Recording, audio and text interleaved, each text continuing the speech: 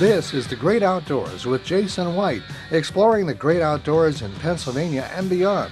Brought to you by the Mariana Outdoorsmen Association and by Wild Acres Farm, Fishery, and Regulated Hunting Grounds. Now, The Great Outdoors with Jason White.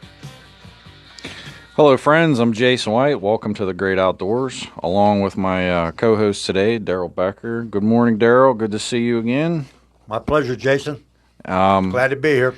I want to thank you for being here, and I want to give a special shout-out to our sponsors, Mariana Outdoorsman Association. You can join the MOA at marianaoutdoors.com. They have a special. You can join now, get the rest of this year and all of next year for the same price. So you get a few months free of charge. Additionally, Wild Acres Hunting Preserve, Farm, Fishery, and Regulated Hunting Grounds. If you want to book any outdoor hunts, whether that's deer, turkey, upland bird, or schedule just a Airbnb weekend on a farm, check out 10mileco.org. Again, that's 10mileco.org. And last but not least, Washington County Tourism and Promotion Agency. Want to thank them as well. Special thanks to all of our sponsors. And if you're interested in being a sponsor, please reach out to me. Happy to always get additional sponsors to support what we're doing to get the message of the great outdoors. Some upcoming events for the Mariana Outdoorsman Association. Friday, November the 3rd, it'll be our second trout stalking of the season. That is at 3 p.m. We meet at Wild Acres Farm. That's 1997 Morey Road, Clarksville, Pennsylvania, 15322. And all areas get stocked, same as every other month. Saturday, November 4th, 9 a.m., there's going to be a tour and open house. So if anybody has any questions, interested in becoming part of the association, or heck, if you're just kind of interested in what we're doing and you want to see what we've done, all the amenities we've built and developed, and what we've done for conservation and habitat improvement, by all means, happy to see you. Again, that is also meeting at Wild Acres Farm, 1997 Morey Road, Clarksville, Pennsylvania, 15322.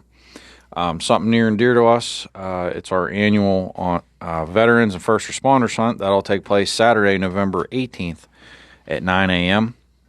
Again, Saturday, November 18th, 9 a.m. It's our Veterans and First Responders upland bird hunt. No licenses are required. Otherwise, all state hunting laws apply. Please, if you're a veteran or first responder and you'd like to participate, our door is open. Additionally, on the same day, it's our annual members picnic. Covered dish is highly appreciated. Saturday, November 18th, it's the annual members picnic. And then Monday, December 11th, that'll be our third trout stalking of the year. Again, Monday, December 11th, trout stalking number 3 at the MOA, 1997 Morey Road, Clarksville, Pennsylvania, 15322. Well, Daryl, I just got back from the state of New York, and I seen a picture of that fish you caught. Wow. Yeah, it was quite an experience. They classify it as combat fishing. I would say I needed a samurai sword where I was up in New York, but had a great time. Got to go away with some friends and family for a few days. Honestly, a couple days is enough for me, but caught a bunch of nice fish. We were up a little bit east of Buffalo, New York, but really enjoyed the experience. It's nice to get away and nice to catch some different species of fish. I know that, obviously everybody knows I'm a huge advocate for fishing as a whole, despite the species. But I like to go up there and catch some king salmon because they're running this time of year, spawning, and also lots of big brown trout if you ever fish New York. So they come up out of the lakes to spawn. So I'm really looking forward to it, to going back annually. But it's a nice experience with friends and family to be able to do that, and also to put a little meat in the freezer for salmon if you like some fresh salmon.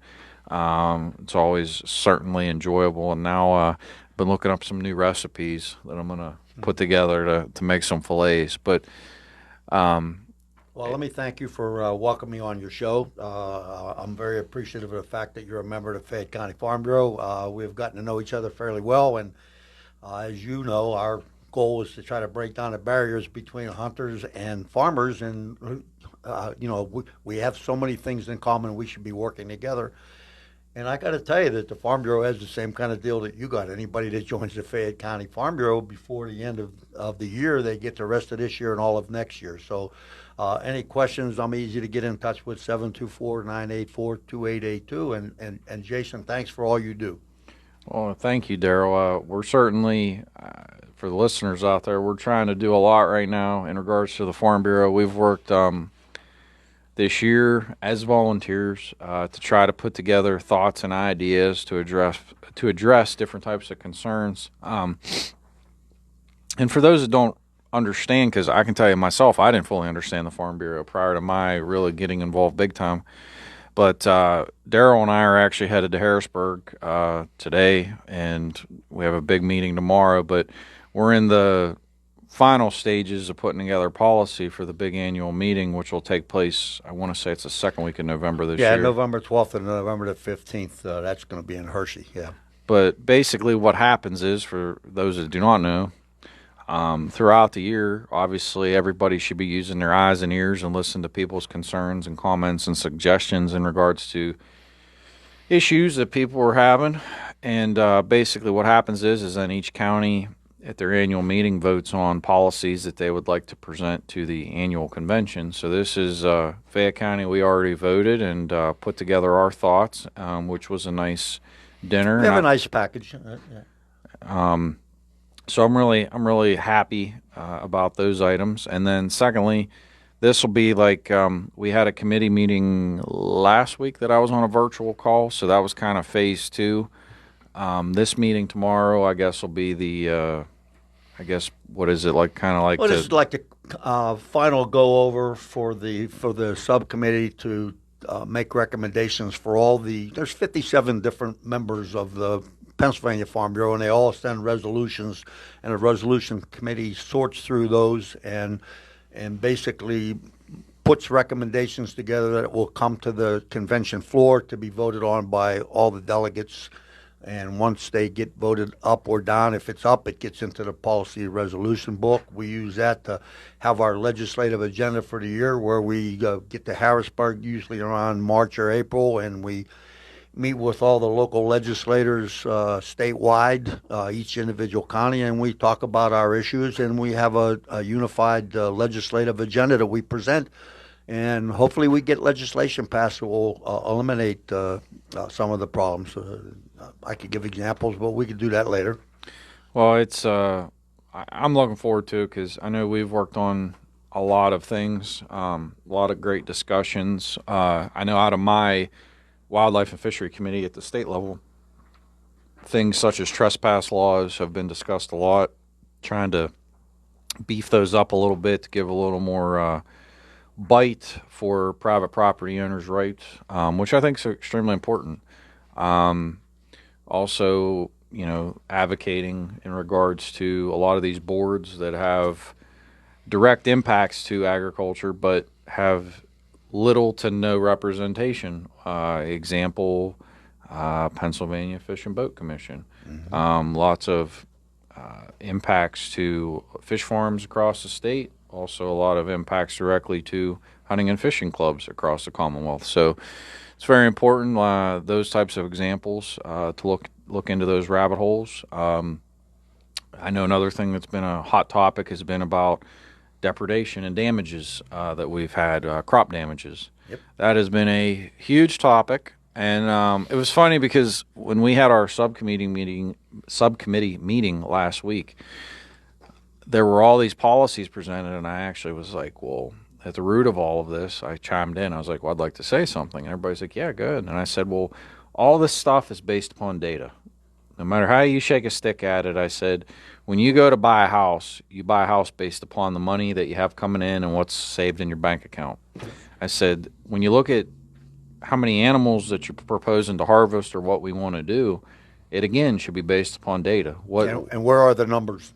And where are the numbers? And that's been a huge concern of mine. And I think that that's going to be a hot topic moving forward because, those conversations even expand federally because you start getting into some of these they classify them as migratory birds. So example, red-tailed hawks, people that have even chickens or small birds, any type of real small animals can be subjected to the issues therein. Anybody that has upland bird farms will understand what I'm talking about. I know personally, I've had a ton of damages because of birds cutting through the nets, etc., to try to get in, and it creates a lot of issues. Well, it's funny. All these things kind of fit together: the deer depredation, the hawks and herons that attack the fish. Let me add that we tailored our legislative tour this year. We do them once a year, and this year we were at Laurel Hill Trout. Liz and Adam were gracious hosts, and we had members of the Fish Commission, members from the USDA, all tailored around trying to get our subject matter out to them and let them know that what they think is working is not working. And we're gathering data. We had one of our local legislators get all the red tag information. We have that in our back pocket now. There's a lot of things we're doing to try to change the system and make it work for hunters and farmers. So we got a lot that we're going to be discussing. I know that probably one of the more, I hope to not say controversial topics, but one thing that we're really hoping to see a change is Sunday hunting. We talked about this pretty in detail last show, and anybody ever has any questions about Sunday hunting as a whole, please by all means ask us. We've done a lot of research into this, etc. Lots of tremendous benefits, but it goes hand in hand with a lot of these other things: people's concerns over trespass, people's concerns over lack of representation, people's concerns over lack of voice even within these different agencies. So there's a lot of causes and effects in regards to and it's a multifaceted approach that we're taking to this because they all fit hand in glove. You could change one and still have, like Sunday hunting. That's not the catch-all answer to deer depredation, but, it is a part of that, and it needs to be looked at and discussed. And hopefully when we get to Hershey this year at the convention, some minds are going to be changed after our presentations. Let's hope. Well, one thing I've learned in life is the definition of insanity is doing the same thing and expecting a different result. And the fact that you're seeing the decline of hunters in Pennsylvania with especially the youth, that's not good, because that just, if you do the multiplier, their kids and grandkids, it's going to be less and less. So we have to find more ways to get people out and enjoying the outdoors and advocating for such things. And, if that involves changing, then that's what you have to do. That's part of life. That's part of this planet. Things that do not adapt on this planet typically wither away and die. And, we have to find ways to find compromises. The Farm Bureau being nonpartisan, we have to find ways to connect with people's concerns, to address their concerns. And we started working on this project all the way back in March of this year when we met with our local representatives and senator and talked to them and explained our problems. And so this is just, I won't say the culmination because we got a lot of work ahead of us, but this is, we're traveling in a direction and we're hoping it's going to be successful. That's our goal. Well, I definitely think we're on the right track. We've achieved a lot in regards to building relationships. I would say bridging gaps of people that, to me, the bridges have gotten way too far from the sporting community and also the agricultural community. That's going to be something that, being that I'm in both sides, I don't mind. And I don't mind in any capacity to be a bridge with people because I think that's necessary. I think you have to have relationships with each other to get things done. Throwing grenades at each other isn't going to solve anything. So I think, we just got to keep building those relationships, working together, and keep. Well, last week's meeting, radio show with Hush, the Hunters United for Sunday Hunting. That was a great, basically bridge that sometimes we don't see the same thing, and we had a chance to collaborate a little bit on some subjects, and I'm looking forward to. There's a couple of them that are going to be at our meeting today, and we'll continue the conversation.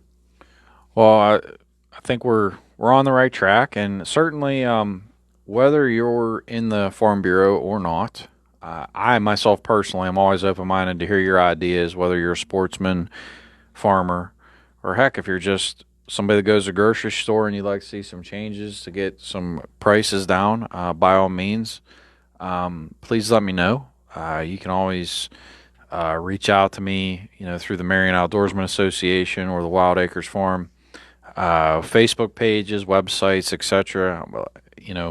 But there's a lot to discuss. There's a lot to dive into. I think the biggest thing, Daryl, that I've been such a proponent of is a lot of these things are not like world-changing ideas. There's a lot of little things and mostly common sense issues. And if you ignore the little things long enough, they start compounding into big things. And I think that that's where we've gotten to is there's a lot of these little issues, just like with crop damage issues, the fact that we're not getting more kids in the outdoors. Why is that? Well, what are ways that we can get more kids in the outdoors? What are the ways the fur market's bad? Well, okay, what can we do to still address predator issues in Pennsylvania? Because the fact of the matter is, the more small game that's out there, the more chance for a young sprout to want to go out and enjoy those types of things. Speaking of young sprouts, I bet you were in the woods at an early age, because I know I was a rabbit dog for my grandfather when I was 5 years old, and that just started the process, and hunting became a way of life, and it's a good way of life. Well, and you,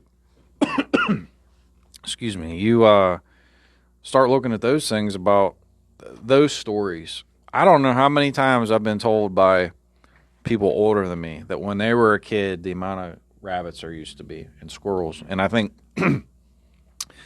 that is something it's really gone to the wayside as far as rabbits are concerned. In my opinion, you look at trapping in Pennsylvania. I was just going to go there. Yep. Everybody used to run a trap line around their farm. And now, with small farms going away, it's been counterproductive in regards to depredation. So now the farms that have survived are getting the predators coming from everywhere, and they're getting basically flooded. And that is a compounding issue. So, trapping has gone the way of hunting. I mean, there's less and less trappers. The prices of pelts has gone down. This is a widespread, and it's not just Fayette County. This is statewide. I told you the other day that there's going to be a meeting of Westmoreland, Washington, Fayette, and Greene. It's going to take place in 2 weeks. That we're going to be discussing these same issues. So we're developing some traction, and the word is getting out. So we just need to continue down this path. Well, it's. I look forward to getting some of these, hopefully all of them, but working on these solutions to these collective problems, and we are definitely on the right track. Well, you talked about boards, so Fish and Boat Commission. So how many producers are on that can tell you the problems? I mean, the Farm Bureau advocates that we should have a seat at every one of these boards, and we're working to get that. It's difficult sometimes, but people that are not faced with the day-to-day problems that are apparent. We have people making decisions. They have no data, and they don't have any. I don't want to say all, but there's some of them that don't have the experience in the field. They're not producing. I mean, Liz and Adam, they produce fish. They have six or eight fish farms, and yet it takes months and months for somebody like you to get trout from them because of the permitting. I mean, this is just a all-encompassing problem that needs to be one bite at a time, but all bites too. Well, that permitting in Pennsylvania discussion alone is to me, permitting is like a bad word, because I'm all about 1,000% for following the laws and regulations, but the processes to approve basic permits in this state are, in my opinion, utterly a joke. I don't know how else you put them. The timelines it takes to get permits, the amount of effort that you have to spend, the constant, whether it's emails, phone calls, site visits, etc. It just gets to be overwhelming. And then you have meetings with people. Oh, well, then a year later, well, they forgot the details of the meeting. And it's like, for you, that's your livelihood, or that's your investment, or that's your time. And for them, they're getting paid by the government. So it's like they're basically, obviously, using our tax money to collect their paychecks. For me, it's disheartening and troubling, because it's like you invest all this time as a person and you're constantly hit with roadblocks or issues. And the solutions to fixing our permitting problems in Pennsylvania are actually extremely simple. Most of these issues are extremely simple, but look at this. We have a local vegetable grower who is getting ready to go out of business because of deer depredation and the high cost of all kind of other things. And you know, so where would you stand on this issue?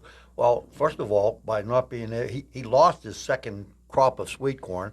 So the income that he's getting, he's paying taxes on, he's going into the state coffers. So the state should be for doing something instead of, you know, they're trying to change things, but it's just not effective. So we need to make things effective so that this guy can stay in business. He's a Farm Bureau member. He pays his dues. He goes out of business. Then, you know, it's sad. This whole thing is sad.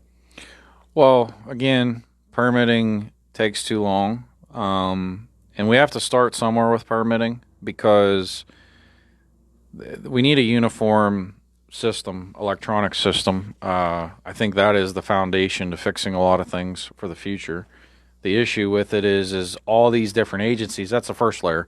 You have all these agencies, and they're all doing their own things. And then, well, this one piggybacks on the other one, piggybacks on the other one. It's no different than the fish permits. You want to do habitat improvement. You end up having 3 agencies that approve it. Well, then, without them even approving it, then the federal government's also involved too if they come out for an inspection.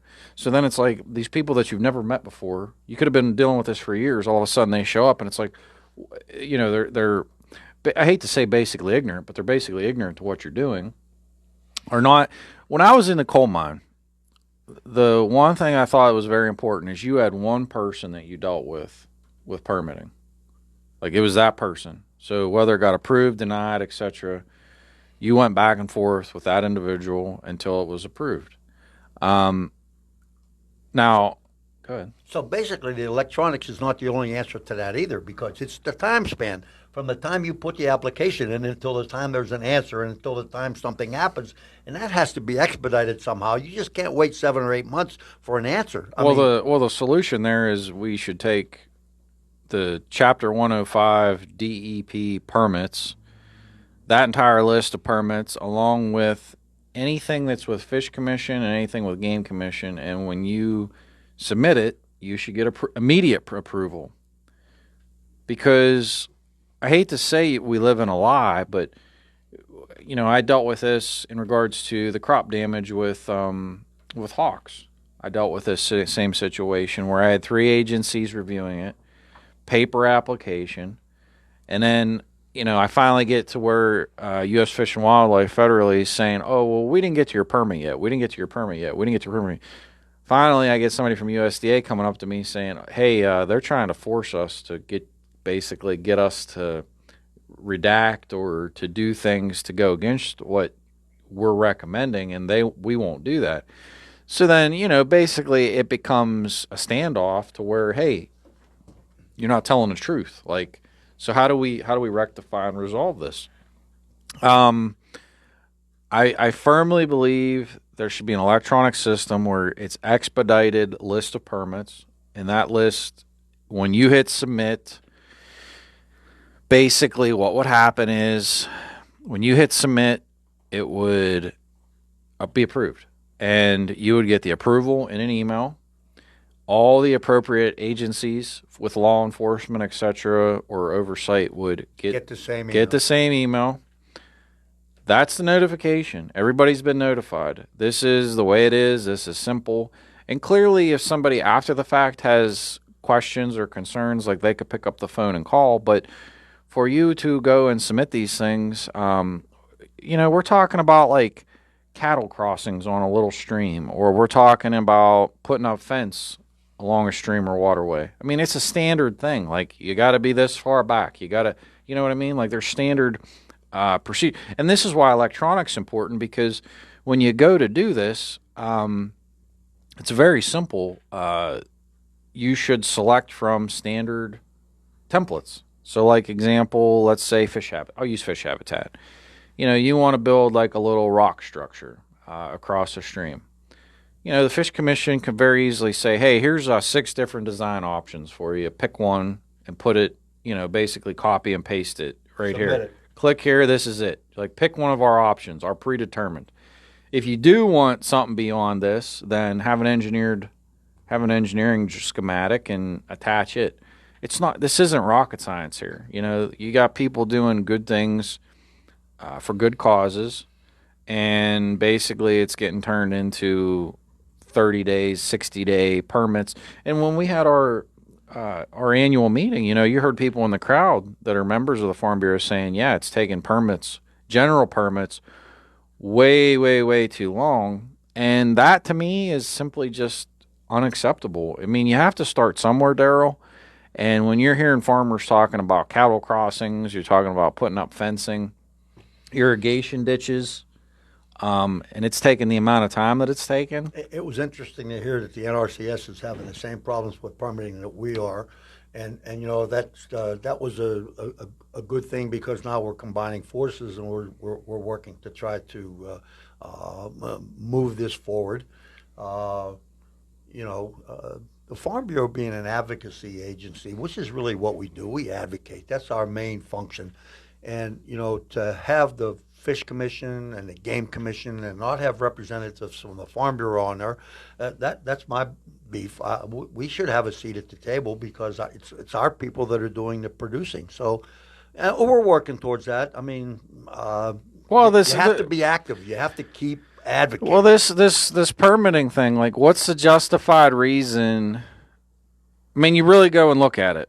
What is the justified reason for having this many people involved? Why? For what? Like, for example, a farmer is going to put in a creek crossing. What in the world do you need 3 and 4 agencies involved in something so minuscule in the big schemes of things? You're doing something that is minute. It is so... And then what happens, I actually had somebody tell me that... You don't want to talk about government bureaucracy, do you? I mean, or government overreach. I mean, that's what we face all the time. And we need to talk to our legislators. We need to try to alleviate some of these problems with legislation. That takes work. That takes time. And we can't get discouraged. We just got to keep moving one step at a time, continuing to grab allies and continuing to push forward. And in my short period of time, I've seen a great change. So we'll see.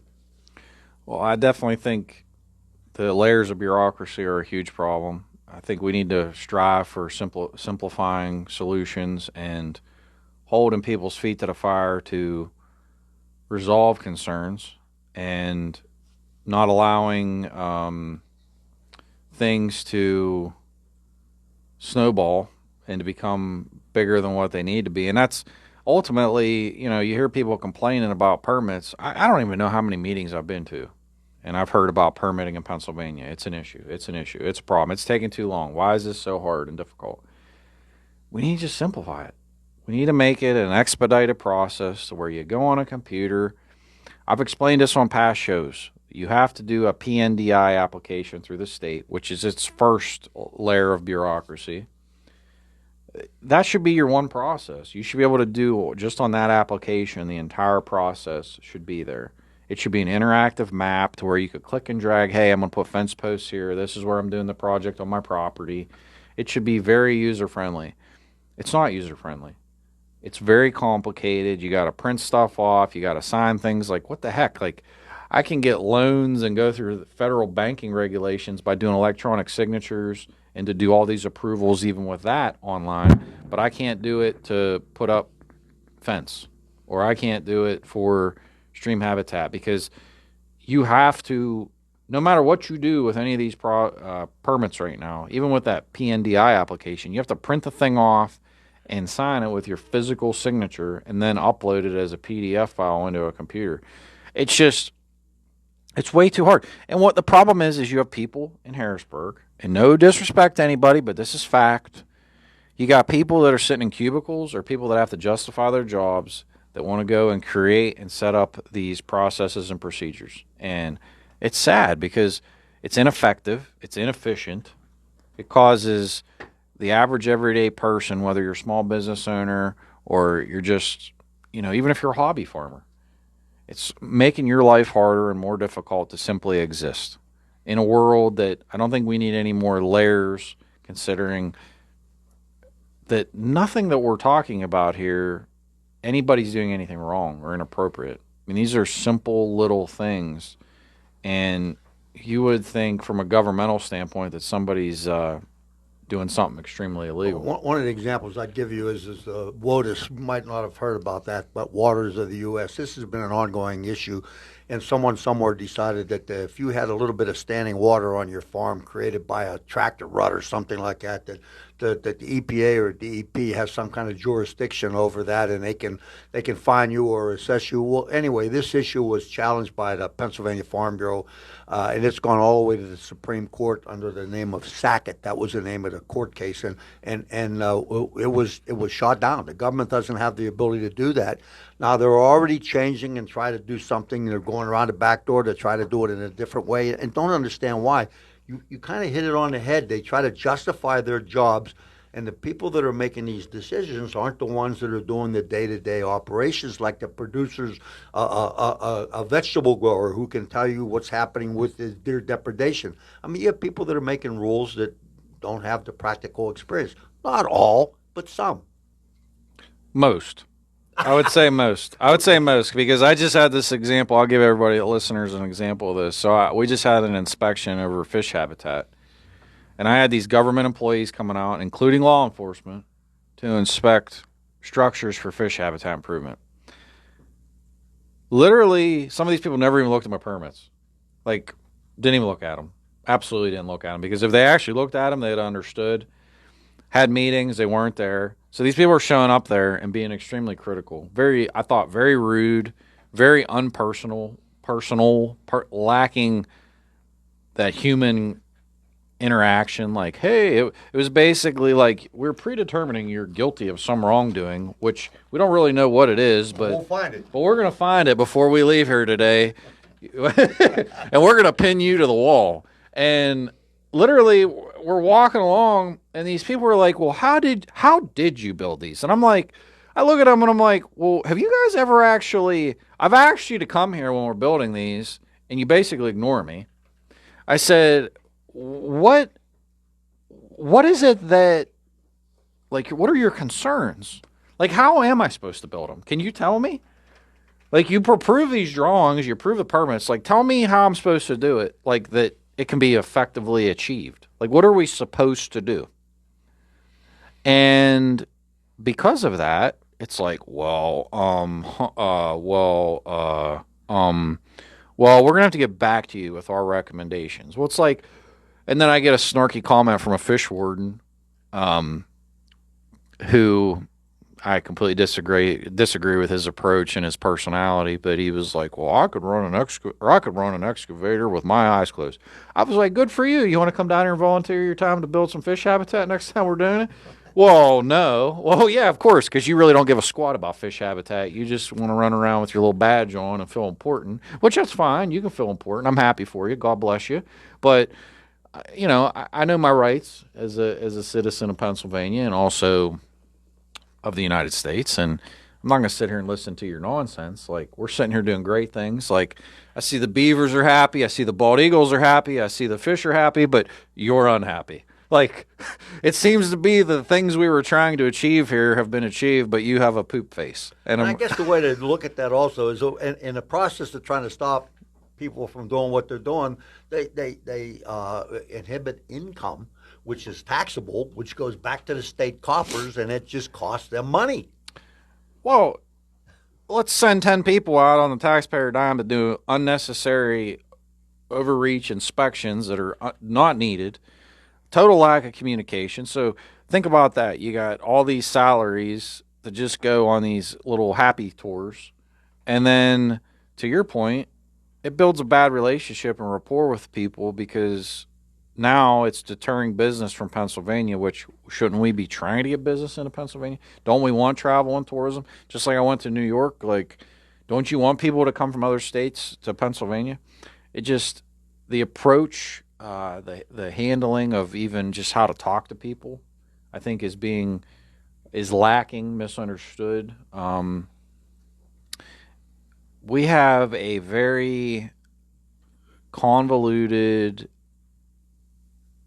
very thick, heavy government in Pennsylvania. And I think that